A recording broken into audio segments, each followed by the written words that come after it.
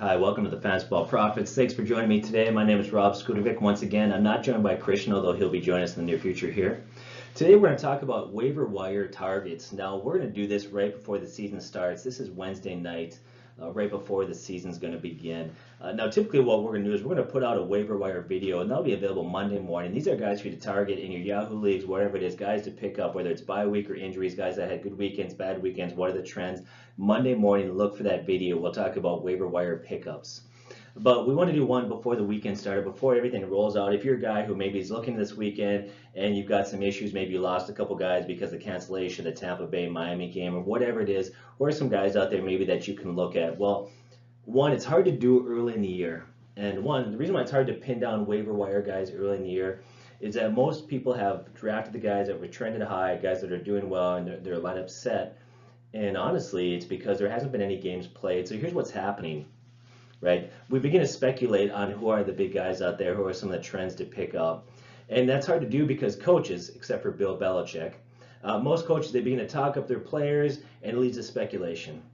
And coaches almost always just talk about how great their players are, how they love them. They say things like they're going to see significant playing time or increased playing time. You know, we love this guy. And so we watch this information, we look at stats, we look at, and we begin to develop trends, right? But I think you have to be very careful and remember that every coach does this. And people get caught up in the hype. In fact, today Von Miller compared Trevor Siemian with Peyton Manning. Okay, let's just say that again. Von Miller compared Trevor Siemian with Peyton Manning. Please. Okay, that's ridiculous. If he's trying to convince himself that that's the hype, but we all know he's no Peyton Manning. And so it's hard for us to sort out what's talk, how much our coach is just posturing, how much is hype or how much is the real trends. And I think what happens, it takes about 2 to 3 weeks into the actual season before you can really definitively say, okay, this is the trend that we are seeing with defenses, offenses, playing times, etc. And so that's one thing to consider. Another thing, I think you have to put those comments in their context. And what I mean by that, it's all relevant. Like, for example, if a coach says about a player who his role was on the practice squad, or maybe he was on special teams and they say he's going to see a significant increase in playing time. Well, if he's a practice squad guy and now he's getting 2-3 carries a game or he's getting 2 to 3 targets a game for that practice squad guy, that is a significant increase, but it's not significant enough to justify him as being a good fantasy pick. So once again, put it in its context. But after this weekend, Monday morning, we're going to have a ton of gems for you guys, things for you guys to look out in terms of pickups. Now, when we talk about bye weeks, and we talk about waiver wires and this players, so we look at the waiver wire for a few reasons. Number one, for bye week replacements. Okay. Now, what I would encourage you to do as the year goes on, bye week replacements are really important. Now, typically what a lot of people do is they wait till the week of to pick up a guy, kicker, defense, that's okay. But sometimes you have to forecast a little bit. Now, if you're looking for a running back, because maybe your both running backs happen to have the same bye week off, and there's a guy out there that you have your eyes on, I guarantee other teams have their eyes on too. So you may want to pick him up 2 weeks ahead of time in anticipation. So for bye week villains, take that into consideration. We look at the waiver wire for injuries. You know, inevitably there'll be injuries. In fact, week 1, I guarantee that some major names will get injured. So you're going to need that. And here's the other reason why we use the waiver wire. And this is really important to deepen your team or to upgrade your team. And this one is huge. Now, we did a video and we did an article on the biggest mistakes that people make in fantasy football. And one of the biggest mistakes that people make is they leave dead weight on their bench. You can never have enough talent. So if you've got a great starting lineup, then improve your bench. And I made that mistake a couple years. I should have taken my own advice. I had Le'Veon Bell and had Jamal Charles. I had great running backs. I was set. So I really wasn't paying any attention to the running backs that were out there in free agency. And then sure enough, on the same weekend, they both went down with injuries. And so I'm looking at having great running backs and suddenly scrambling just to put out 2 backs on the field. So once again, upgrade your team. Always look to improve. And even if you don't need them, you know what? Sometimes you pick a guy up, not because you need him, but you don't want him playing against you. You keep him off another team. And here's another reason why we use the waiver wire for trade bait. And I've done this many times where I build my bench for no other reason than I want to put together a trade offer for a guy for something to upgrade my team. And so once again, building that up is really important. That's why we use a waiver wire. Once again, be active on the waiver wire. Last year, in my league, I ended up winning the league. Now I started off 2-5, but I kept working hard, I kept making moves, and it was all set and I ended up winning the league. Well, I had twice as many moves as a second place team. that had the second most moves. I had 105 moves. Now, once again, we have individual defensive players. We had a lot of things going on, but when it was all said and done, I had 105 moves I had made that year. So once again, stay active when it comes to the waiver wire. So now another thing we talk about is the bye weeks. Now, right now, week 1, there shouldn't be any bye weeks, right? At least they're not supposed to be. In fact, you see our schedule right there. But because of Hurricane Irma, that's changed. Now, before I get into it, I want to stop for just a moment. I want to just be a little bit serious right now. I love the game of football, but it's just that it's a game. And so before we get into football season, I would encourage you all to take a moment and to begin to pray for all those people that are affected by this tragedy, by the hurricane that's going on down there. Once again, we want to put football in its perspective. Okay, so let's keep everybody in prayer. With that said, there shouldn't have been a bye week 1, but there is. Tampa Bay Buccaneers and Miami Dolphins, their game got moved to week 11.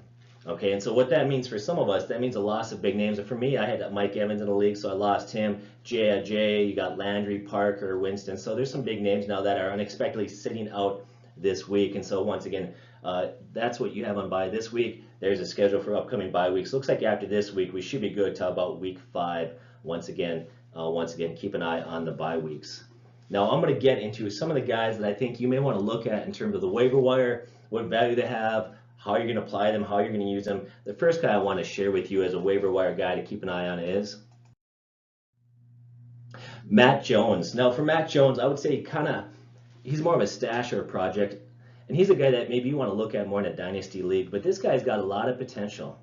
And he went from a situation that didn't look really good to a really, I think, a positive situation. He was released by Washington, and he was signed by the Colts. Now, I love this for a few reasons. One, Frank Gore, great running back, but he's old. He's 34 years old. In the running back terms, that might as well be 90. The guy's very old.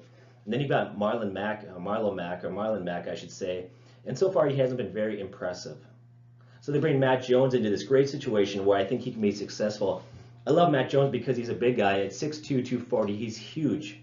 And last year, before he got sent to the bench for fumbling issues, his yards per carry are 4.6, so he was doing a great job running the ball very effectively. In fact, the game that he had his third fumble that ultimately got him sent to the bench, he had 16 carries for 135 yards. He was just killing it.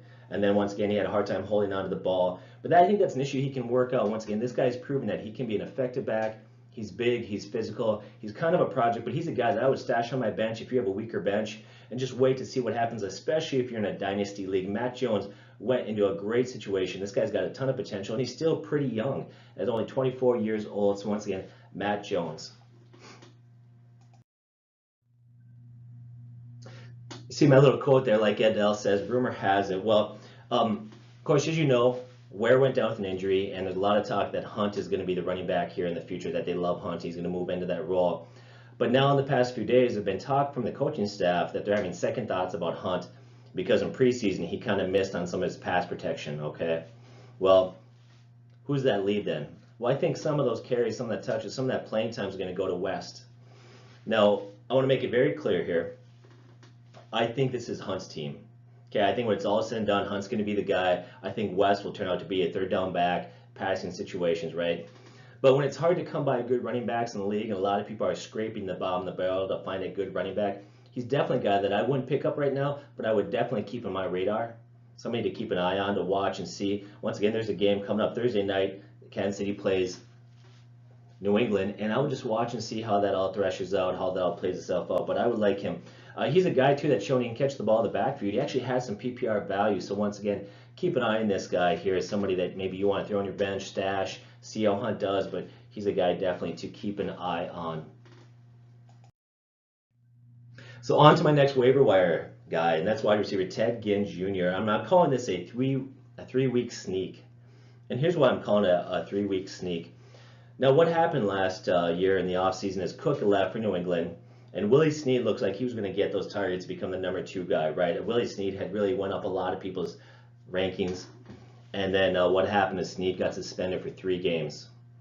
And so Ted Ginn Jr., who was the number 3 guy, moves up to the number 2 guy, and he's going to get those. Now, once again, I don't think Ted Ginn Jr. has a lot of value beyond 3 weeks, but for 3 weeks, this could be a huge steal for you playing for an offense that loves to pass the ball. In fact, in the last 9 years, Drew Brees has averaged 300 yards a game in passing. That is amazing that he passed that. Now you look at Ginn Jr., the last 2 years playing for Carolina, he averaged 49 catches, 745 yards, and 7 TDs. Now, that was with Newton. No disrespect to Newton. He's an amazing athlete. He's a good quarterback, but he's not Drew Brees. And so you take Ginn Jr. and you put him in that offense. You make him the number 2 guy. And for the next 3 weeks, this guy could have a huge value. He could be a huge savior for you once again. Or if you're a guy that has him and you don't need him, here's a thought. After this week, sell high. Maybe he's a guy that you trade. Somebody else gets excited about. He has a big week once again. Keep an eye on Ginn Jr. as a waiver wire pickup. So here's my next guy, tight end Evan Engram. Now, could he be the next Gronk? I guess only time will tell, but so far, this guy is doing everything. He continues to impress. He's got great hands. He's athletic. He's already leapfrogged Ty in terms of being the tight end there. Now, normally I would say to stay away from tight ends. Typically, it takes tight ends 2 to 3 years to really have a significant role. But this is a guy who appears to be bucking the trend. Once again, he's a guy that, especially if you're in a keeper league or a dynasty league, or you don't have a lot of depth, if you're in a deeper league in terms of like 16 teams, or maybe even bigger than that, which is very rare. Evan Engram is a guy that I definitely would be willing to roll the dice on and put him on my bench. Keep an eye on him. So here's another waiver wire guy that I would take a look at if I was you, and that's Sterling Shepard. Now, right now he's only owned in 41% of Yahoo leagues, and there's a perfect storm of injuries. Right now Marshall's kind of struggling with some things. It looks like he's going to play, but Odell Beckham is questionable for this weekend. He hasn't practiced all week, and indications are if he had to play today, he would sit. Well, that puts Shepard in the perfect position to excel. In fact, last year's rookie had a really good year. People are kind of overlooking him because of Marshall and Odell Beckham.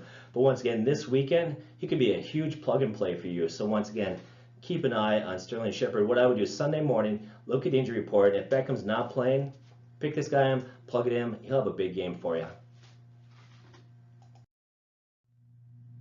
On to my next waiver wire pickup, and this is Matt Breida.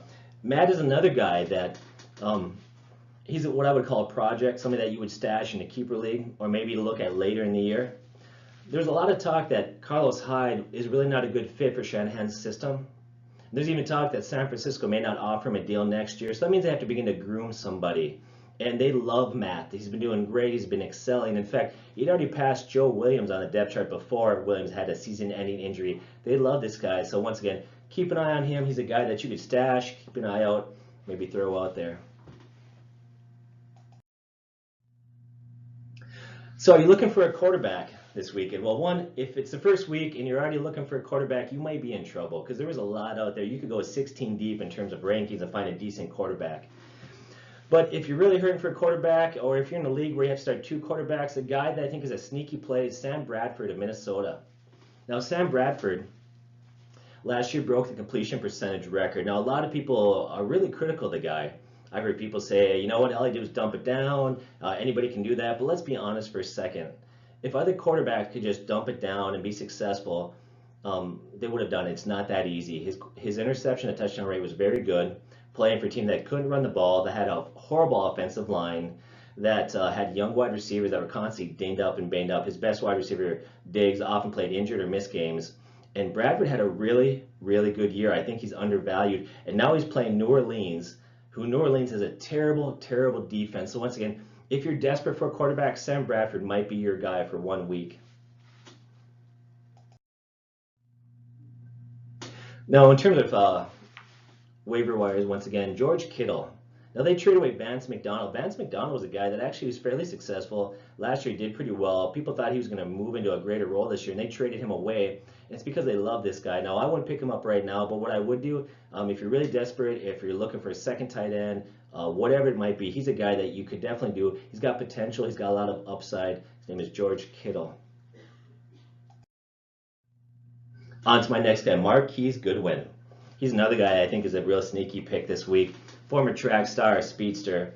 Now, if you look at Shanahan, he likes to stretch the field. Last year for Atlanta, that offense, they stretched the field. They used Gabriel, and in 13 games, he had 35 catches, 579 yards, and 6 TDs.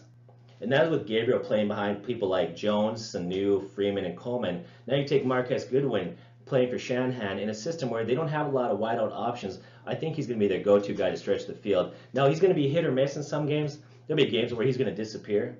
Okay, maybe 2 catches, 25 yards, but I think you'll see games where he's going to have, 4 catches, 125 yards, 2 TDs. Once again, his yards per carry or yards per catch are going to be really great.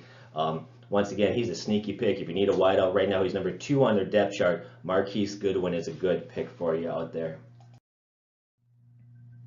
Another guy I want to look at if you're desperate out there. Now, this is not a sexy pick. It's not an exciting pick. Somebody has to get the ball in Chicago, and that guy's going to be Kendall Wright. He's got the opportunity. I think Chicago is going to have a lot of garbage time opportunity because they're going to be playing from behind. And he's the really only proven vet on that team. And you can't forget, in 2013, he had 94 catches and 1,079 yards. So in situations, he can be productive. And it's already proven right now. They've seen that him and Glennon have good rapport. So if you need a wideout, if you were like me, you had Mike Evans and Parker on the same team, and now they're in a bye week, he's a guy that I'd certainly love to pick up and plug in there for 1 week. Now, I want to get to my next. Now, you're going to hear this trend all year long with me when I talk about free agent waiver wire pickups, and here's what it is. This week, I would say pick up the Buffalo Bills. Why? Are they a great defense? Probably not. Simply put, they're playing the Jets, and the Jets suck. That's it. If you're a Jets fan, I'm sorry. I love you. I hope you have a great rebuilding year. But the bottom line is the Jets are not good. In fact, I wouldn't be all that surprised if they go all year and only win 1 game or even 0 games, and they end up tying Detroit Lions for that. Once again, the Jets are a brutal team. Their offense is brutal. They don't have a great quarterback, and so whoever plays them, I'm comfortable. Right now in my defensive rankings, I have Buffalo as the number 2 defense. Okay, once again, pick up the Jets for this week. It's a great plug-and-play on defense. And that gets to my next quarterback I would look at. Tyrod Taylor. Why is he a good fit this week? Why? Well, what did I say? The Jets suck. In fact, if you look at this last year, he had a pretty good year against the Jets last year.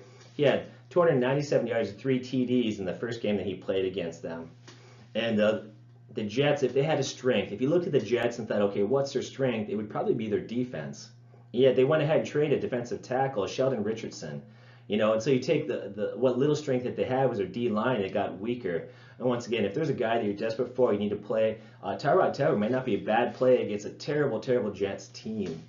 Now here's my final thing, the little advice I want to give you for waiver wire pickups, something to consider. This isn't so much a waiver wire, but just a piece of advice on who to start, and that would be Ezekiel Elliott. Here's why. A lot of people that own Ezekiel have already figured, well, he's going to out next 6 weeks, they're going to sit him, but they don't realize that according to a district judge, he said that they would rule on Elliott's request for a temporary restraining order by Friday, okay? If the request is denied, no further legal action be taken. Elliott's suspension would start in week 2 at Denver. Means Elliott should play this week. Now, what's that deal? One, it gives him huge value, but it drives down the value on McFadden and Morris. And here's why. Knowing that he's going to play this week but can't play again for another 6 weeks after this, I expect a heavy dose of Zeke this week. In fact, I expect Dallas to give him 30, 35 carries. They don't care if he's wore out, beat up, because he's got 6 weeks to heal. And so what that does, that drives down the value on all the other Dallas players. Once again, he's playing this week. So if you have Elliott, once again, watch Friday's news, see what happens, but he's going to play this weekend. So once again, if you have, make sure you start him in there. Take advantage of that 1 good week. Well, if you have any other fantasy questions that you want, thoughts, questions, concerns, lineups, whatever it is, go to our website, check us out on Facebook, go ahead and email us or Facebook us. Any question you might have, we'd love to interact with you. Also, we have a free game. If you go to our fantasyfootballprofits.com site, that's profits with an S, we have a free game called Not the Top 20. You enter for free, you play for free. It challenges your ability to show how much you know about fantasy football, and you have a chance to win a free NFL jersey. Once again, thanks for joining us. God bless. Take care.